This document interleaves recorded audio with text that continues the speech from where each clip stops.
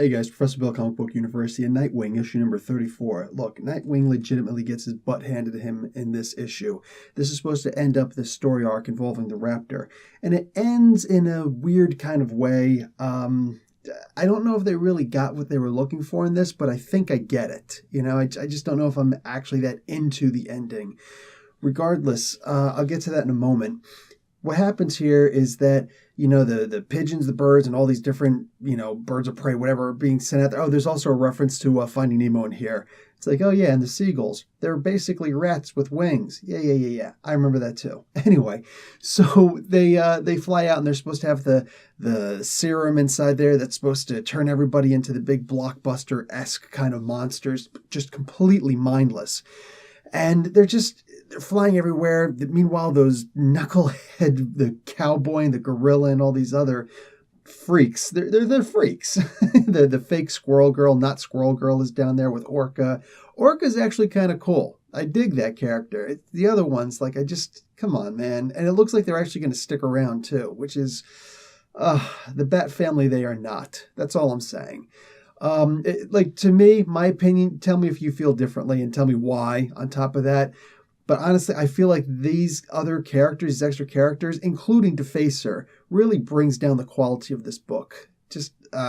But there's a lot of real silliness in here. And mind you, I just jumped onto this series starting with this arc. So I didn't read everything. And maybe I'll go back and read it. I'm going to need a better reason too, though. The Savoloco, whatever, the not Commissioner Gordon here, she calls people barnacles and she's so weird. Oh, it's like, I'm sorry, really? She became the chief of police or whatever equivalent rank she is here.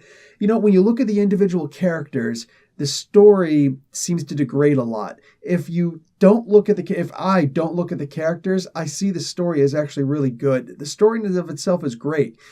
Just the Raptor is an incredible character. I dig him. In fact, he's loved so much apparently that credits to his creation are given below in the title page, which is great. I love that. So they really have a lot invested in this character. Even the way that he falls at the end. And mind you, how Nightwing survived getting those raptor claws shoved in his back and blood coming through like that. I'm looking at this like, is this supposed to be a Bane moment? Either way, he somehow survives all of this craziness.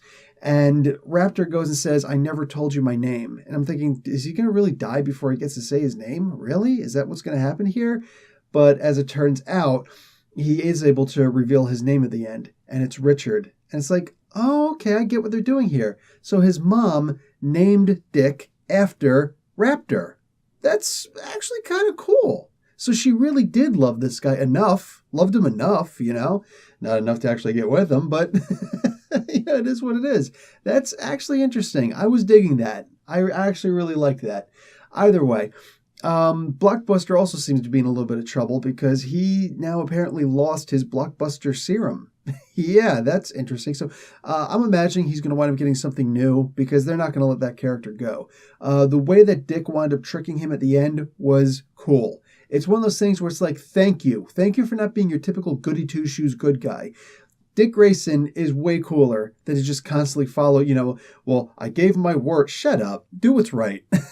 The rest of us who live in Bludhaven will appreciate it. Anyway, I'm going to give this comic issue, which, mind you, this particular issue has to also reflect the overall arc because of the way that it ends, the arc. So I'm giving this a B.